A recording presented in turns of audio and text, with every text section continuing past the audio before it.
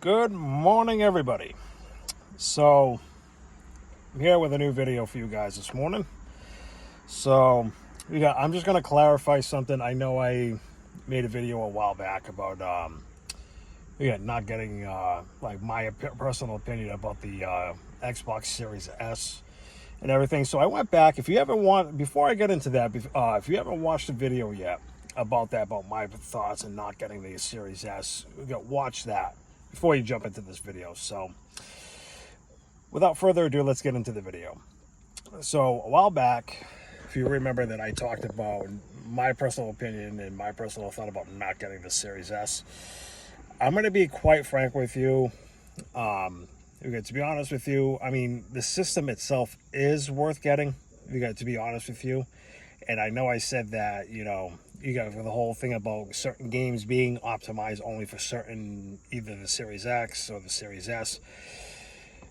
Which, the main thing here is people shouldn't literally, focus on one aspect or one person, and then all of a sudden you see someone else and then they're like, it's like, oh, that's not true and stuff. It's just, it's, to be quite frank with you, and to anybody else that's watching this, if you enjoy the Series S, and, just the system being like an all digital system, I mean, that's fine. Like me personally, a lot of my games that I have on the series for the Xbox, it's basically all digital. Like all the games that you can't find in the stores and you can find it on the marketplace, you can definitely, it's definitely worth it. So like I said in the short that I did,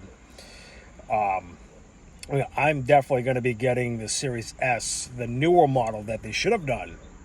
You got the 1 terabyte model. It drops on Friday. You got September 1st.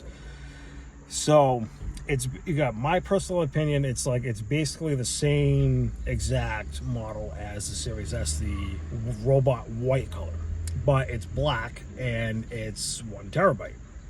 So my personal opinion is they should have done that, from the get-go, to put a 1 terabyte into the hard drive. But other than, the hard drive and all the, internal components and stuff, yeah, it's going to be knocked down to like somewhere between 820 to like maybe 840 gigs. And that's, that's okay, because a lot of these games nowadays, it's basically, there's a lot. It's like Call of Duty. Call of Duty is like over 100 gigs. You know what I mean? It's like, me personally, I used to play a lot of, Call of Duty, Black Ops 2 and whatnot. And then there's like games that I've also played, like Ninja Gaiden, like around that area of games, the hack and slash, beat 'em up like Street Fighter and Mortal Kombat and stuff. And and we got stuff like that. It's like, yeah, there's not that much, gigs. It's, it is what it is, but it's like, we all got to remember something here. This generation of games, it's, especially like when you install them into the system, it's, it's pretty lengthy. It's like, I remember the last actual Call of Duty game that I actually played was World War II. And I have to say, a lot of people, there was like a lot of skepticism about that game. And I'm going to be real with you guys. We got World War II, to my opinion, I actually loved the game. The game was actually great. I actually liked it. Excuse me. So that's like, it is what it is. I believe it's like over 50 gigs, for the game. It could be less. I could be wrong, But to be honest with you, it's like, we all got to remember something. Just because one person says one thing and then all of a sudden you got somebody else saying, oh, you should get it, or you shouldn't get it, it's basically up to the consumer. That's the main thing. Is like, I used to have a friend that is like strictly PlayStation, and he knew that I'm strictly like Xbox. You know what I mean? It's like, people don't realize, everybody has a choice of preference that they want. Like, you got one of you guys that's watching the video could be strictly just prohibited to Nintendo. Okay, someone else could be strictly just to be prohibited to PlayStation. And someone else could be strictly prohibited to Xbox. you know. But there was one point at one time in my life, I actually owned a GameCube, a Xbox, and a PlayStation 2. Yes, I owned three consoles at the time. Because there's some games, it's like Zelda. That's one of the franchises that I actually enjoyed. In my time. Like, honestly, it's like I played a little bit of Breath of the Wild. Me personally, I didn't get into further down the game and stuff. It's just the last game I actually tried playing, other than Breath of the Wild on the Switch, was it was Twilight Princess. That's like my all-time favorite Zelda game. And obviously Mario, it's a Nintendo exclusive. We all get, it's basically, it's up to the consumer, like I said.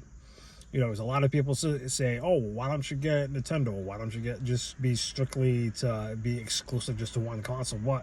Here's the thing, though. Like I said, there are people out there. I know people that have multiple consoles. Okay, it's like, you know what? I'm not feeling this one, on the Xbox. I'm going to go jump on the Switch or whatnot. But like I said, it's all up to you. Because if you want to own like multiple consoles, that's great. You'll be dropping a lot of cash down, but it's like I said, it's all about the consumer and what you're going to play. So, but like I said, I'm just going to be realistic with you guys. I did say that, it's not worth getting, but in fairness though, that video that I made, it's because, of basically the hard drive, or you know what I mean? It's, for 512 gigs, that's not a lot. You're basically looking at maybe 5 games total, but, it's like, I want to be fair to everybody. It's like, yeah, I did say I'm not going to be jumping on the Xbox bandwagon again, but I basically am, because it's with Mortal Kombat 1 coming out and stuff, and all the old school games that I used to play, especially like with the Ninja Turtles collection, going from the Nintendo to the arcade and to the Super Nintendo games and stuff. It's like, it's basically, there's a nostalgic feeling to it. So, and then plus all the other games that have been dropped over the time period.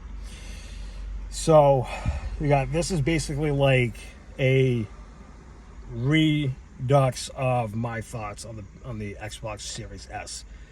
It is worth it if you're just if you don't want to have the actual physical disc into your repertoire. But honestly though, the Series S is worth it, because you don't have to go out of your way to stand in line, you get to go to the game store, drop money down in the game to pre-order. You can just do it right on the market. So that's the plus, the plus side of things. So that's it for now. I'm gonna still do my unboxing, and my you got thoughts and review on the Series S that's dropping Friday. So I hope everybody has a good day. Stay tuned, folks.